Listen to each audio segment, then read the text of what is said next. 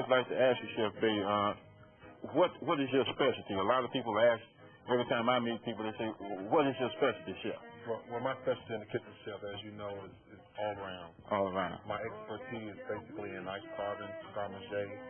Garde-manger? Garde-manger, yes. Could you tell our listening audience what garde-manger is? Garde-manger is the actual artistic value to culinary sciences. Yeah. Consisting of cuts, dialogue, and things to make art a beautiful feel in culinary. In other words, you take food and make it beautiful, make beautiful presentations then. Yes, sir. That's what garde-manger means. Exactly. And as far as cooking, what do you specialize in? You know, what do you like to cook? You know, Everything. Everything? Okay, well, I understand you prepared some dishes for us. Yes, sir. Okay. Usually I cook, but today the cooking man's going to take a rest. You know, we're going to ask Chef Bay to tell us about these dishes that he's prepared for us today. What have you brought for us, brother? Well, the first entree, as you see here, is a Spanish omelet. A Spanish omelet? Yes. And this okay. comes with English muffins. English muffins and Spanish omelet. So that's like a breakfast item or a brunch type item? Well, it could be used for brunch as well as breakfast. Okay. You want to go ahead and start and tell us something about what you're going to do and how you're going to prepare it and your ingredients, things like that? First thing I'm going to prepare here is the Spanish omelet. First by cracking some eggs. We'll take 4 eggs.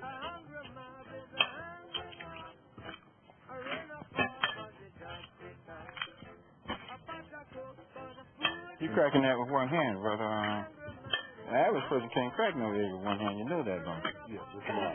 It's not to cracking eggs, brother. Yes. Okay. Well, I went to school. I think I learned how to crack them with one hand too. What I'm going to do here is take the 4 eggs. I'm going to lightly brick them. And bricking them is to break the yolk. Same thing as scrambled. Yes, same thing as scrambled. So we'll start off by cracking the yolk and brisking them well.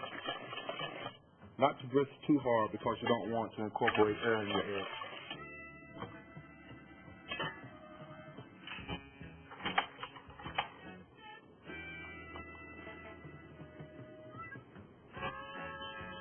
You're putting what, a little margarine and butter? Or? Well, this is clarified butter. Clarified butter? Yes, sir.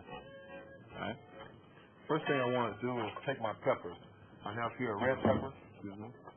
I have a red pepper here that I'm going to pour out.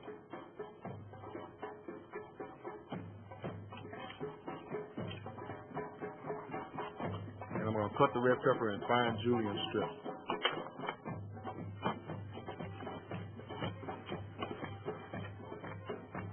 Give yourself about 1/4 of a half of a red pepper. I'm going to take the green pepper and do the same.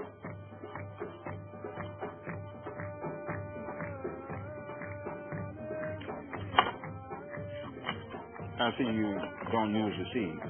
No, the seeds will bring about a bitter taste in the use of the okay. pepper, either red or green. Okay, so any of the green peppers or red peppers, you take the seeds and throw them away. Yes, you want to part the seeds. Can you plant them?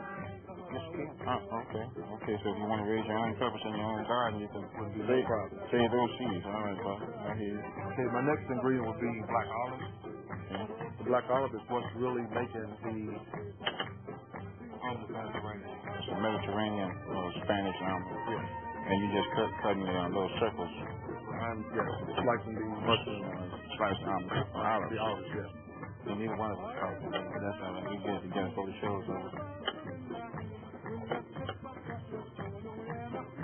About how many olives would you use for that? You want to use 6 to 8 olives for the Spanish omelet. 4 eggs Spanish omelet. Okay.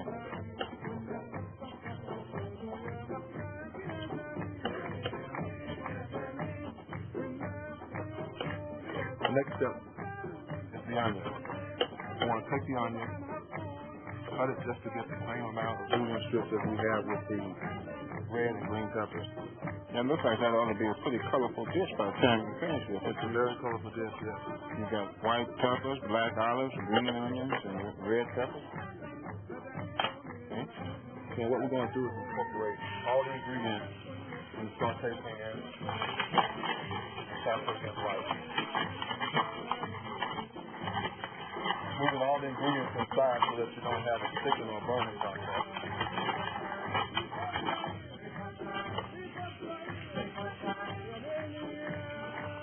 Of course, saute means high heat, little oil. Just light oil and high heat.